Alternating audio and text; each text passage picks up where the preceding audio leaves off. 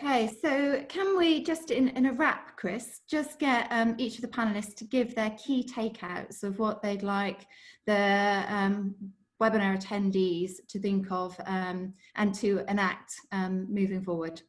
So let's start with Mark Critchard. A couple of legal points, Mark? Yeah, I think I would echo the earlier points, is that those people who are going to be most successful are those that cooperate and collaborate.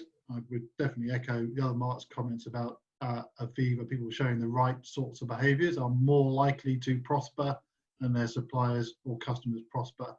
But don't completely forget the contract. So please don't make all these changes without documenting it at all. Lovely. Steve? Okay, so I had a few points here, but I'll condense it down to just two or three, Chris.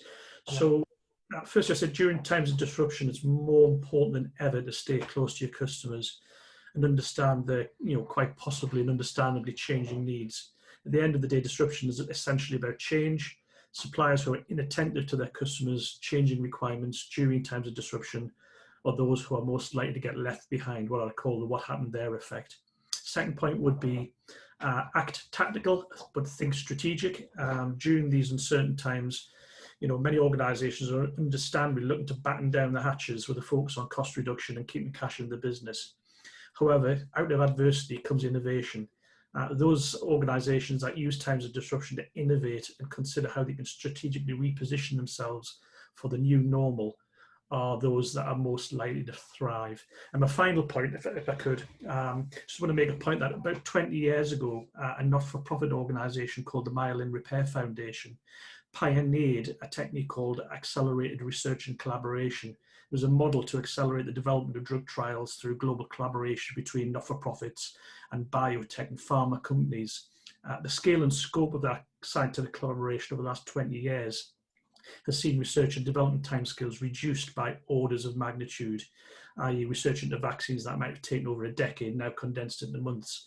So I would urge all businesses and organisations to consider the opportunities to collaborate in your own lines of business to accelerate R&D and share best practice. Start thinking of other businesses operating in your industry vertical as actually potential collaborators rather than competitors. Yeah, great. Thanks, Steve. That's well said.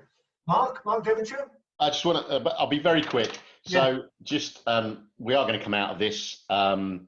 It will be a different world when we come out of it. So whether it be cashless, whether it be different working environments, whether it be that we still have to use technology to check ourselves whether we're healthy or not, it will be a completely different world, and that world will be technology enabled, and our industry is at the heart of that, and all of the people on this call are at the heart of that.